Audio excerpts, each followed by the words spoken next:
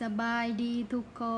นมามื้อนี้ใบชีจะเอาวิธีเอาลามง่ายๆมาผักเป็นสูตรของใบชีเองเด้อทุกคนมันอาจจะบ่คือไทยเวียงจันทน์เป๊ะๆๆแต่ว่าแซ่บกินได้เนาะทุกคนรสชาติแบบชุดยอดเลยเลียแคนศอกพุ่นแล้ว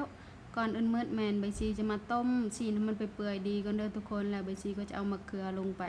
มะเขือนี่ก็สีดำๆนะทุกคนเพราะว่าใบชีบ่ได้แช่น้ำเกลือหั้นนะใบชีซอยและปะไว้ใบชีลืมหั่นนะ ส่วนผักที่เราจะใส่มื้อนี้ก็บ่มีหยังหลายเด้อทุกคนมีใบผักกาดยอดบวบยอดบักอึแล้วก็หอมบัวใบส่วนหนึ่งที่ขาดบ่ได้ก็เห็ดกระตุนนะเนาะทุกคนเวลาเราใส่แล้วแกงมันยำกรึบกรับดีใบซีมักขนาดทุกคน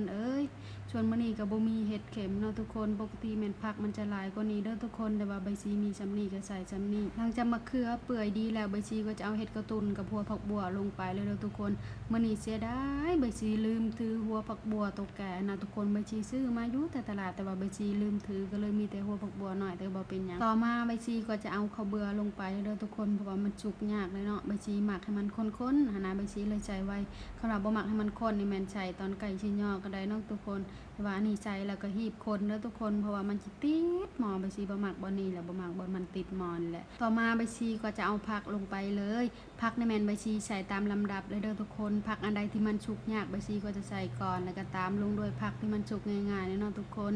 แต่ก็แล้วแต่เนาะผู้ใดหมักให้มันเปื่อยแห้งก็ใส่ก่อนพร้อมกันหมดเลยก็ได้แต่ว่าใบชีบ่หมักมันเปื่อยบ่ได้นะผักใบชีหมักให้มันยุบๆอีซื่อก็แซ่บแล้วทุกคนเลยหลังจากนั้นใบชีก็ตบท้ายด้วยปลาแดกคือเก่านี่เรียบร้อยแล้วมาแซ่บๆนะใบชีทุกค